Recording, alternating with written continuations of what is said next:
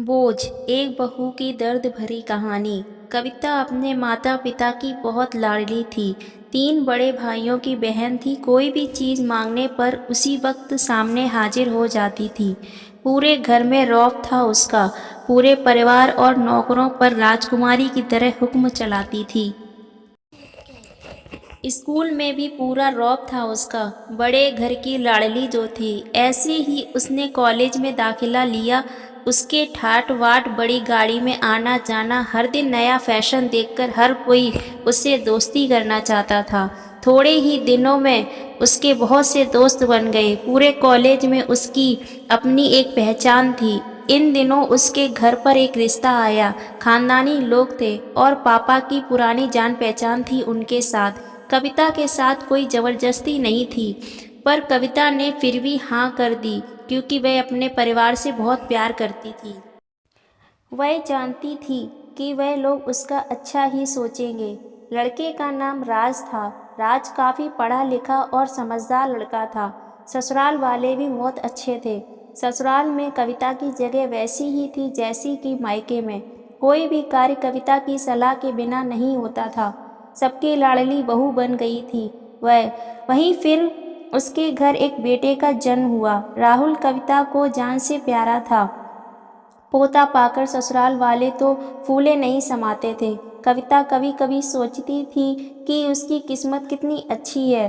उसका हर सब अपना उसे कितना प्यार करता है। चाहे जीवन में कैसा भी समय आए, मेरे अपने हमेशा मेरे साथ हैं। मैं कभी अकेली नहीं हो सकती। कितनी खुशकिस्मत हूँ मैं। पर शायद कविता की खुशियों को उसकी अपनी ही नज़र लग गई थी। एक दिन वह मायके जाने की जिद कर बैठी। राज को बहुत काम था, लेकिन वह फिर भी उसे ले गया। रास्ते में उनकी गाड़ी अन्य गाड़ी से टकरा गई। कविता, राज और राहुल बुरी तरह से जख्मी हो गए। काफ़ी दिनों के इलाज के बाद राज और राहुल तो ठीक हो गए, लेकिन कविता पूरी तरह से ठीक न हो सकी। सर पर चोट लगने के कारण वह अपनी आंखों की रोशनी खो बैठी। अब कविता को की किस्मत जैसे उल्टे पांव चलने लगी थी। मायके वाले कुछ दिनों तक उसे मिलने आते रहे, फिर कभी कभार फ़ोन करके ही पूछ लेते थे कि अब कैसी हो। धीरे धीरे ये सिलसिला भी खत्म हो गया। ससुराल वालों की सहानुभूति भी कम होने लगी। घर में किसी को पास बैठने के लिए कहती तो जवाब मिलता, बहुत काम है, अब तुम भी हाथ नहीं बटा सकती। राज भी चिड़चिड़ा हो गया था। बस राहुल ही था उसके साथ, जिसके साथ हंसते खेलते उसका वक्त गुजरता था। एक दिन कविता के हाथों से कुछ सामान गिर गया, जिसकी वजह से राहुल को हल्की सी चोट लग गई। कविता के सास ससुर ने राहुल को उससे अलग कर दिया कि कहीं उसके ना देखने की वजह से बच्चे को कोई नुकसान ना हो जाए। कविता अंदर से टूट चुकी थी। एक दिन उसने सबके सामने मायके जाने की इच्छा रखी, तो राज उसे तुरंत मायके छोड़ आया, जैसे कि वह भी चाहता था, लेकिन राहुल को उसके साथ नहीं भेजा गया।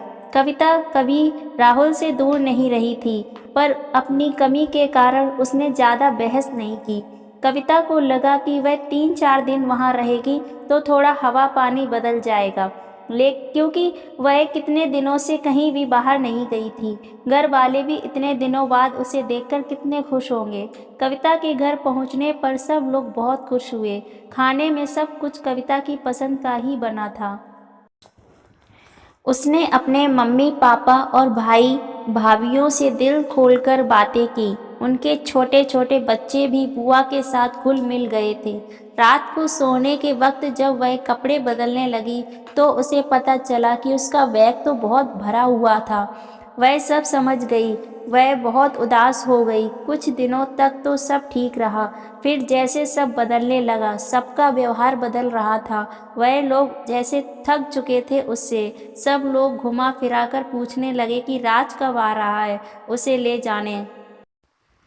वह बहाना बना देती, जबकि वह जानती थी कि उस घर में अब उसके लिए कोई जगह नहीं। कविता से चलते वक्त कुछ न कुछ नुकसान हो जाता।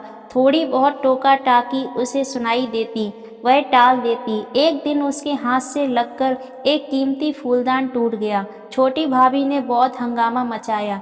कविता के माता पिता रोज रोज के झमेलों से तंग आ गए थे। उन्होंने राज को खुद से फ़ोन कर दिया।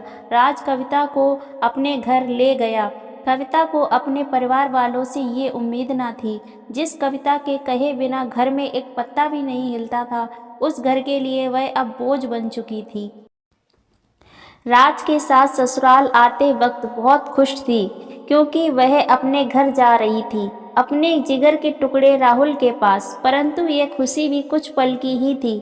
सारा बंदोबस्त पहले ही किया हुआ था। कविता को सीधे ऊपर वाले कमरे में पहुंचा दिया गया।